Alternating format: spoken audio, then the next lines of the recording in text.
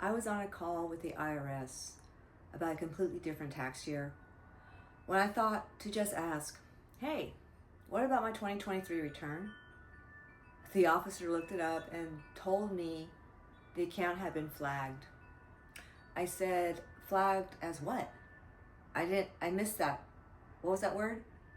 He said, identity theft. That's how I found out. Not from a letter they sent me, not from a call they initiated. I had to ask the right question in the right moment during a proceeding about something else entirely, or I never would have known.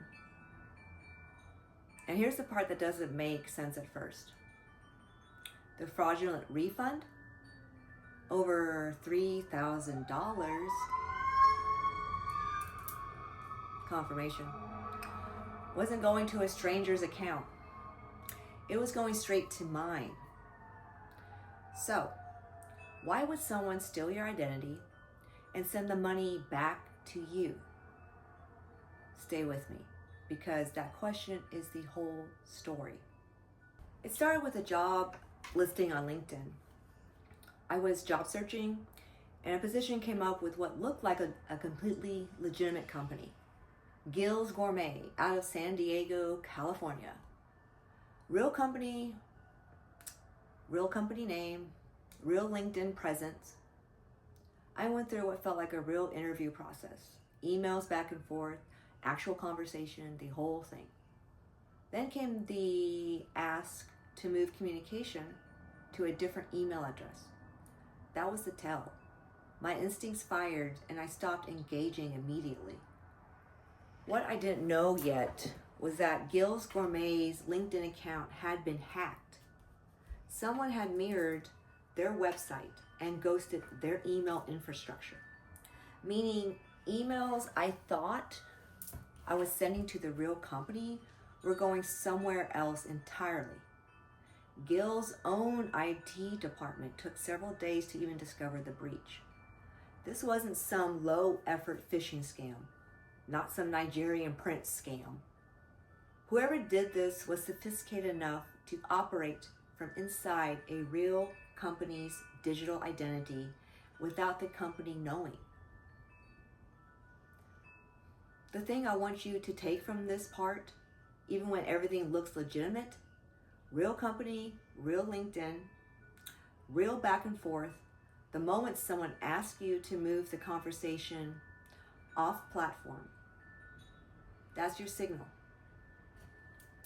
I caught it. I know not everyone does. After I realized what had happened, I closed my checking account. Not because I knew what was coming, just because my gut said close that door. A few days later, I got a letter from the IRS office in Austin, Texas. It said a 2023 tax return had been filed in my name and a refund had been generated. If this was fraud, call this number to report it. Here's why my story goes somewhere different from most identity theft stories. That refund, over $3,000, was directed to my account. The account I had just closed. Someone had manufactured a refund in my name using a fake business and a fake tax ID number, and they pointed it straight back at me. Think about what happens if I don't close that account. An unexpected $3,000 deposit lands from the IRS for a business I don't own, income I never earned, under a company name I didn't even know existed. That's not just theft, that's a setup. That's someone building a paper trail that ends with my name on it. So I called the number on the Austin letter, the fraud reporting line. I call it many times. It never goes through. No one answers, no callback. The number the IRS told me to use to report fraud in my own name was functionally inaccessible because that process didn't work. I had to hire a local CPA out of my own pocket just to figure out where to even send a letter reporting the crime. That's not public knowledge. Knowing which IRS office handles fraud notifications takes professional expertise. My CPA knew where to send it. She wrote the letter. That's how the investigation got started. Not through the process the IRS told me to use, but through a workaround I had to pay for. In November 2024, I received 3 letters, 3 different IRS offices. All of them said the exact same thing in 3 different envelopes. They needed 60 more days to investigate. My CPA told me something that struck with me. The IRS makes money off of those calls. They're not required to answer. They're not required to respond within 60 days. The clock runs out and the silence just continues. According to her, that's not a failure of the system. That's the system. 60 days passed. I never heard anything. Now here's the part I need to explain carefully, because there are some terms that come up and I want you to actually understand what was done to me before I named them. Someone used my name and my personal information to register a fake business with the federal government. A business that only existed on paper, that I never knew about, never signed a single document for, never operated one day of my life. Then they used that fake business to file a tax return saying it had earned income and that it deserved a refund connected to my Social Security number. Every business registered with the federal government gets a tax ID number. The IRS issues them to anyone who applies. What happened here is that someone applied for one using my information without my knowledge. That's called a TIN, a taxpayer identification number. And that was the tool used against me. A separate letter from the IRS National Office in Washington, D.C. referenced that tax ID number, but only showed the last 4 digits. I didn't know the full number. I didn't know the name of the fake business that had been created in my name. The IRS doesn't give you that information. I found it myself using AI research tools. Not because any agency handed it to me, because I had to get it myself. And then, just last month, February 2026, more than a year after I first tried to report this, I was on that unrelated IRS call when I thought to ask about my 2023 account. The officer looked it up, said it was flagged. I said, flagged as what? I missed that word. He said identity theft. It cleared from my account. That's how I found out. If I hadn't asked, I might still not know. Here's what I need you to sit with for a second. When someone commits tax refund identity theft, the whole point is to get the money. They redirect the refund to prepaid card, a fake account, a mule account, cryptocurrency, something they control. They get paid and disappear. That's how this works. Nobody redirected my refund. It was going straight to my own account, an account in my name, an account where an IRS deposit would look completely normal.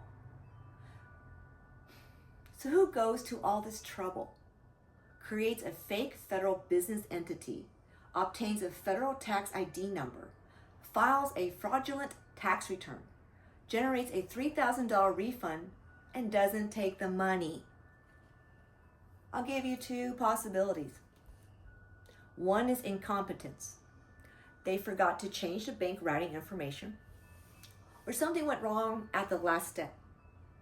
The other is that the money was never the point. The paper trail was the point. A fictitious business in my name with a federal tax ID, a fraudulent filing on record, and an unexpected large IRS deposit landing in my account. If I hadn't caught it, if I hadn't been able to prove I didn't file that return, what would my financial and legal record look like right now? And I'll tell you something else. The financial fuckery actually started before the fake job ad. I paid off my 2021 taxes in February 2023. Final payment that year closed. I then filed my 2022 taxes a few months later, April or May of 2023.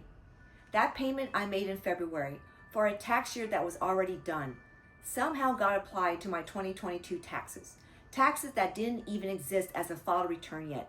when I made that payment. I had to pay my CPA to fix it. Turns out there's a free form, Form 843, specifically for IRS payment misapplication errors. She didn't tell me that. I found it myself through AI research. I paid to fix a mistake the IRS made in my account. I'm not going to tell you who I think is behind any of this. What I will tell you is that there is an active law enforcement case. There is a federal agency confirmations that identity theft occurred, and the timeline of all these event clusters around the same period of my life. I'll tell you that part of the story when I can. This wasn't the only thing happening during this period. Around the same time, my then husband and I discovered our devices had been compromised. There was a consistent surveillance pattern on the phone account we shared, running on a 2-hour cycle around the clock, from a line belonging to my father-in-law. That discovery led to opening a case with law enforcement. The IRS identity theft confirmation is now part of that case file. I'm not going deep into that today. That's its own video. I just want you to know this wasn't a random phishing scam. There is a larger pattern and there is documentation. Here's why I'm telling you this. Millions of people have been told their identity was stolen. Most of them never find out who did it. The IRS flags the account, clears it, and moves on. The investigation into who actually did it sits in a backlog somewhere. And the victim is left with the cleanup. Frozen credit, IP pins, years of extra scrutiny on their own legitimate filings. While the system that was supposed to protect them collects revenue from the phone line they told you to call. I have a recorded conversation with a federal IRS officer confirming the words identity theft on tape or on digital record. We don't have tape no more. I have a corroborating letter from 2024. I have documentation that most victims never managed to put together, and I still don't have a name. The IRS confirmed my identity was stolen, and they still can't tell me who did it. If this has happened to you, if you got a fake job ad that felt too real, if you closed an account on instinct without knowing why, if you've been getting 60-day delay letters with no follow-up, tell me in the comments. You're not alone in this. And the more of us who document it and talk about it, the harder it becomes to ignore. If you find this content to be helpful, please share it. And also, please visit my Buy Me a Coffee link. Support my work. And be sure to subscribe and like. Duh.